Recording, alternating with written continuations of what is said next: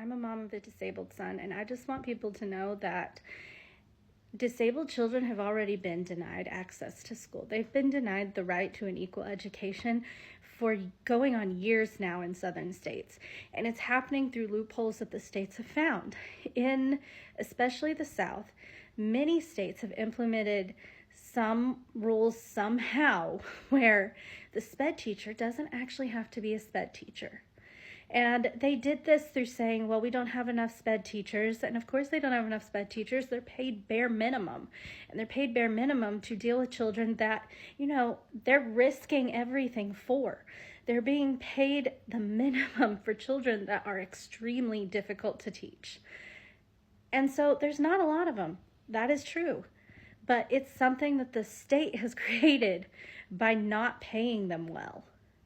And so here in the South, when I escaped my ex-husband, I moved from California back to my home state of Arkansas because I needed family support. And when I got there, I needed to enroll my children into school. When I called the school district to enroll them, I was told, we cannot legally tell you that your child cannot attend school, but we would highly advise you not to enroll him because we cannot safely accommodate your son. Basically, back home in the rural areas, especially where there's like one school and there's no other options, they're running to glorified daycares. That's all they can do. And I'm not going to put blame on small school districts when they don't have the funds. They do not have the funds, and they're doing absolutely the best they can. But it is not good enough, and it's not okay.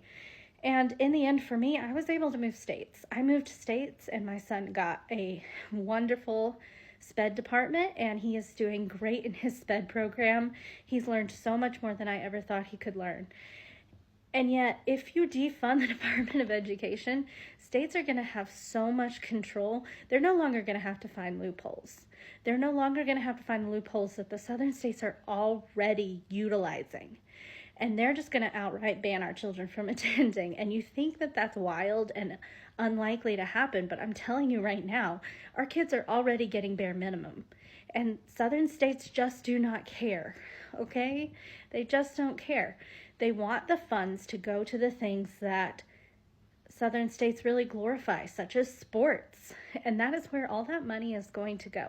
It is not going to go to a SPED department. They're more than likely just going to dismantle it by stating that it is too difficult in rural communities to successfully implement a SPED program. So they're just going to take it away. They're just going to say, well, it's too hard to force schools to try to do something they can't possibly do.